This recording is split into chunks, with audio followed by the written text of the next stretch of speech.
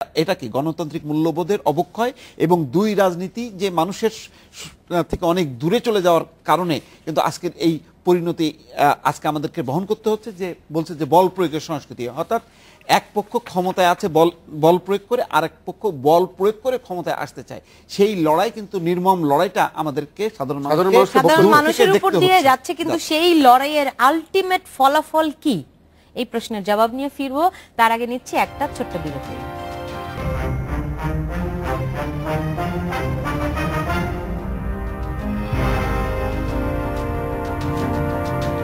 বিরতির পর ফিরে এলাম, দেখছেন বাংলাদেশ এখন।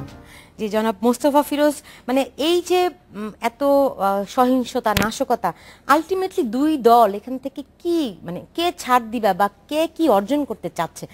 আমরা বুঝলাম যে দুই দলই, এক দল চাচ্ছে ক্ষমতাকে আঁকড়ে রাখতে, আর এক দল চায় ক্ষমতায় যেতে, কিন্তু এখানে যে এখন যে মুখোমুখি অবস্থান, এখান থেকে সরে আসার কোনো প্রক্রিয়া কি আছে? না, প্রক্রিয়া তো নাই, বরং যেটি হচ্ছে যে এর ফলে হলো পুরো মানে আমাদের তো গণতান্ত্রিক রাজনীতি সংস্কৃতিটা আসলে মেইনলি এই দুই প্রধান দলকে ঘিরে, কারণ তারাই এরশাদ বিরোধী আন্দোলন করেছে, তারাই একটা সংসদীয় ব্যবস্থায় পরপর ক্ষমতায় এসছে। কিন্তু এই ক্ষমতা আসার মধ্য দিয়ে এখন একদম নেক টু নেক তারা চলে এসছে, মুখোমুখি চলে এসছে, এবং মুখোমুখিটাকে শুধুমাত্র ক্ষমতার লড়াই। এই লড়াইয়ে যখন অবতীর্ণ হয় আর যখন কোনো রকম নীতি আদর্শ থাকে না, মূল্যবোধ থাকে না, তখন কিন্তু এটা দুই দলই কিন্তু আসলে নিঃশেষ হওয়ার উপক্রম হয়েছে। এবং এই জন্য বলছি যে দেখেন আপনি আজকে টোটাল অবরোধে, এই যে রেজা যেটি বলছিল, বিএনপির রাজনৈতিক অবস্থান কোথায়? মাঠ পর্যায়ে নেই। আওয়ামী লীগের অবস্থান কোথায়? মাঠ পর্যায়ে নেই। অর্থাৎ ওই যে একটু আগে বলছিল যে আওয়ামী লীগ হয়ে পড়েছে প্রশাসন নির্ভর, আর বিএনপি হয়ে পড়েছে জামাত নির্ভর। অর্থাৎ জামাত কিন্তু যে গণতান্ত্রিক রাজনীতি না, ক্যাডার সংগঠন, তার উপর নির্ভর করা মানে হচ্ছে এটা গণতান্ত্রিক শক্তি না। এই যখন হয়, যখন নাকি আওয়ামী লীগ বিএনপির এই অবস্থার মধ্যে এসছে, তখন এরা নিজেরা এই লড়াইয়ে যদি দীর্ঘদিন চলতে থাকে এই অবস্থা, তাহলে কিন্তু নিজেরা কিন্তু আস্তে আস্তে নিঃশেষ হতে থাকবে। এতে আমাদের গণতান্ত্রিক রাজনীতি, গণতান্ত্রিক সংস্কৃতি, গণতান্ত্রিক মূল্যবোধ, প্রতিষ্ঠান সব কিছুই কিন্তু এখন ধ্বংসের দ্বার প্রান্তে। এখন গত কিছুদিন ধরেই ধীরে ধীরে বাড়ছে যে বেগম জিয়াকে গ্রেফতারের বিষয়টি কিন্তু মানে আলোচনা আওয়ামী লীগের ভেতর থেকে অনেক বেশি বেশি করে কিন্তু প্রকাশ্য, হ্যাঁ, এই দাবিটা কিন্তু একদম শুরুতে অল্প মাত্রায় ছিল, এখন কিন্তু খুব বেশি, মানে অনেকেই বলছে আওয়ামী লীগের বা সরকারের। তো এরকম কোনো আশঙ্কা কি আছে নাকি?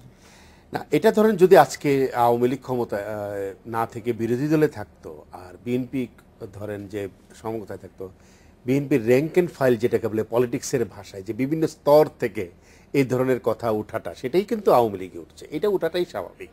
এটা আমরা জানি যে আমাদের রাজনৈতিক চর্চাটা হলো যতটা না রিয়েলিস্টিক, তার চেয়ে বেশি রেটরিক। সুতরাং রেটরিক এটা হলো কথা বলার জন্য বলা। সরকার সত্যি সত্যি বেগম জিয়াকে গ্রেফতার করবেন কি করবেন না, এটা তো সরকারের সর্বোচ্চ রাজনৈতিক সিদ্ধান্ত। না, প্রধানমন্ত্রী কিন্তু সংসদে বলেছেন যে না না না, সেই সঙ্গে তিনি এটিও বলেছেন যে আইন শৃঙ্খলা রক্ষাকারী বাহিনী বিষয়টি নিশ্চয়ই বিবেচনা করবে, তারা হয়তো যাচাই বাছাই করবে। আমরা তো সেটাই বলছি, আমরা যদি কনটেক্সট বিবেচনা করি, প্রেক্ষাপট বিবেচনা করি, তাহলে আজকের সমস্ত কিছুর ধরেন যে সরকারের দিক থেকে, আমি কিন্তু নিউট্রাল দিক থেকে না, সরকারের দিক থেকে যদি দেখেন যে অবরোধ, আইন শৃঙ্খলা, মানুষ হত্যা, পেট্রোল বোমা, বাস জ্বালিয়ে দেওয়া ইত্যাদি বেগম জিয়ার নির্দেশেই হচ্ছে। এটা হলো সরকারের দিক থেকে। সুতরাং সরকার তো বেগম জিয়াকে এক নম্বর দায়ী ব্যক্তি মনে করতেই পারে। সুতরাং সরকার সেইভাবেই আগাবে, এটাই স্বাভাবিক। কিন্তু সরকার আগাবে কি না, আপনি যদি কনটেক্সট দেখেন, বেগম জিয়াকে কিন্তু তার বাড়ি থেকেও সরিয়ে দেওয়া হয়েছে, একটা কনটেক্সট তখন ছিল।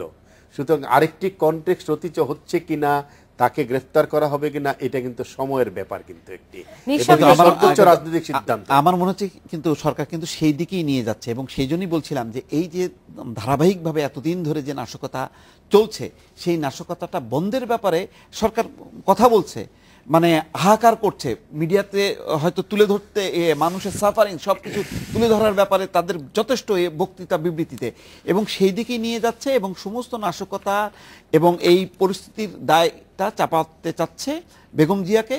এবং বেগম জিয়াকে যদি গ্রেফতার করা হয়, তখন যাতে এই যুক্তিটাই যাতে যুক্তিযুক্ত হয় মানুষের সামনে বা বিশ্বের সামনে, সেটাই কিন্তু করার চেষ্টা করছে। কিন্তু সেটাই আমি বলি যে সেইটা করার এটা রাজনৈতিকভাবে সেই লাভবান হওয়ার জন্য চেষ্টা করবে। কিন্তু কথা হলো যেটা শুরুতেই বলেছি, যদি রাজনৈতিকভাবে যদি না এগোয় সরকার, এই পদক্ষেপটা যদি ন্যূনতমভাবে সরকার না নেয়, তাহলে কিন্তু সরকারের কিন্তু ওই পদক্ষেপটা কিন্তু হিতে বিপরীত হবে। সেই যদি হয়ও, ধরেন একটা এরকম একটা পরিস্থিতি যদি তৈরি হয়ও, সেই ক্ষেত্রে কি আসলে কোনো লাভ হওয়ার কোনো লাভ লোকসানের প্রশ্ন তো সিচুয়েশন হলো আপনি সিচুয়েশনের উপরে কতটা কমান্ড করতে পারছেন। সিচুয়েশন যখন গ্রেভ হয় তখন আপনি একটা তো যুদ্ধ পরিস্থিতি বিরাজ করছে এখন দেশে নাকি, হু ইজ ইন কমান্ড, সরকার বিরোধী দল, খালেদা জিয়া শেখ হাসিনা কোন জায়গাটা কমান্ড করবে, কার কতটুকু কমান্ড আছে, কমান্ড যেখানে জয়যুক্ত হবে আসলে শেষ পর্যন্ত তারই জয়যুক্ত হবে। কিন্তু আলটিমেট রেজাল্ট হলো পলিটিক্যাল ভিক্টরি। পলিটিক্যাল ভিক্টরিটা, রাজনৈতিক বিজয়টা কখন অর্জিত হবে এটা কিন্তু একমাত্র সময় এবং প্রেক্ষাপট বলে দিবে। নাথিং গোজ এগেনস্ট কনটেক্সট, এটা হলো পলিটিক্সের ভাষা, এটা অ্যারিস্টটলের কথা, আমি কিন্তু নিজে বলছি না।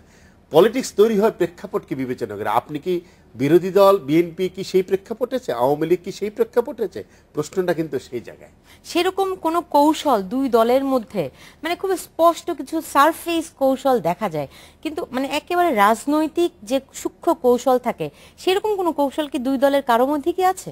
না, এখানে একদম নির্লজ্জ বল প্রয়োগ, মানে বল প্রয়োগ বা ক্ষমতার লড়াই, যেটি বলছে যে আসলে একটা যুদ্ধ পরিস্থিতি, আসলে যুদ্ধ পরিস্থিতি আছে এখানে।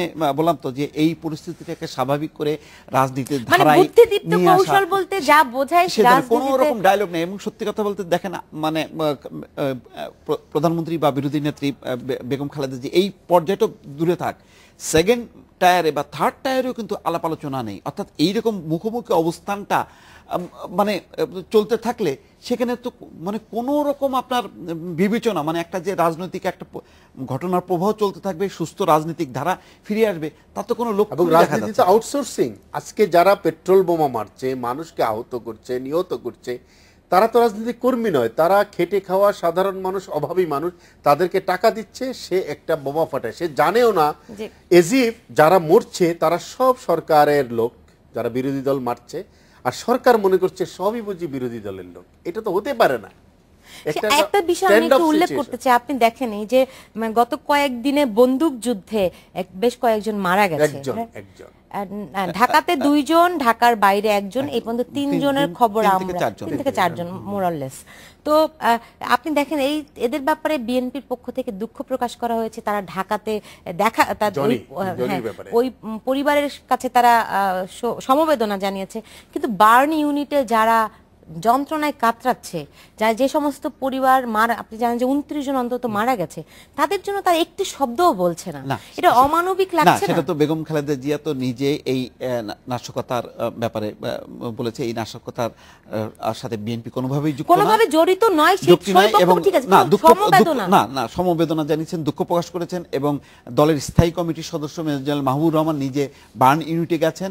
বার্ন ইউনিটে গেছেন, সেখানে একজন এরকম আহত কর্মীকে দেখতে গেছেন, যে হরতালে বা হরতালে ককটেলে বা পেট্রোল বোমায় আহত কাউকে দেখতে গেছেন। তা কিন্তু আমরা যেটা প্রেসে ওনার বক্তব্য দেখেছি তাতে এই নাশকতা নিন্দা করেছেন ঠিকই, অনেক পরে যখন পত্র পত্রিকায় লেখা হচ্ছে, এবং বেগম জিয়াও বলছেন পুরা দোষটা, সম্পূর্ণ দোষটা তিনি সরকারের উপরে চাপিয়েছেন। কিন্তু এটাও তো সত্য, তার অবরোধের কারণেই আজকে এই দশা হচ্ছে, তার অবরোধ ডাকার পরেই মানুষ মারা যাচ্ছে, এর আগে তো মানুষ মারা যায়নি। এবং তিনি যেদিন বললেন যে অবরোধ আরো চলবে, সেদিন সন্ধ্যায় 5 থেকে 6টি ঘটনা ঘটেছে সারা দেশে। একমত, মানে আমি একমত যে এই ব্যাপারে শুরু থেকেই, যেহেতু অবরোধ চললে এই ধরনের ঘটনা ঘটতে পারে, শুরু থেকেই আহ্বান জানানো, আমি 1 মিনিট যুক্ত করি, যা শক্তভাবে আহ্বান জানানো বিএনপির 20 দলীয় জোটের নেতাকর্মীদেরকে, যে অবরোধ চলবে কিন্তু অবরোধে যাতে কোনো রকম সহিংসতা না হয় সেই ব্যাপারে দলের নেতাকর্মীদের নির্দেশ দেওয়া হলো। সহিংসতার অবসান উনি ডাকতে পারবেন না, কারণ যারা আজকে সহিংসতা করছে তারা বাংলাদেশটাকে 71 সালে মেনে নেয় নাই। তারা তো বাংলাদেশের বিরুদ্ধে যুদ্ধ ঘোষণা করেছে। বেগম জিয়ার কি নিয়ন্ত্রণ আছে তাদের উপরে? আজকে রিয়াজ রহমানের উপরে আক্রমণ হচ্ছে, এটা অত্যন্ত দুঃখজনক। বলা হচ্ছে রিয়াজ রহমান নির্বিরোধী লোক, তার উপরে কেন আক্রমণ হলো? যে 29 জন সাধারণ মানুষকে মারা গেল, তারা কি বিরোধী লোক? আপনি তাদেরকে মারলেন, একটি দিনের জন্য আপনি কোনো শোক প্রকাশ করেন নেই। রিয়াজ রহমান মারা যাওয়ার 5 মিনিটের মধ্যে আপনি হরতাল ডেকেছেন। তার অর্থটা কি? আপনি সাধারণ মানুষের জীবনকে কোনো মূল্য দেন না। সাধারণ মানুষের জীবনের কোনো মূল্য নেই আপনার কাছে। ক্ষমতায় যাওয়ার জন্য আপনি সাধারণ মানুষকে পুড়িয়ে মারতে চান, ক্ষমতায় যাওয়ার জন্য আপনি সাধারণ মানুষের সম্পদ হানি করে দিতে চান, ক্ষমতায় যাওয়ার জন্য এই দেশকে আপনি জ্বালিয়ে দিতে চান। আপনি একটি দিনের জন্য, একটি ক্ষণের জন্য কোনো দুঃখ প্রকাশ করেননি। করেছেন কখন?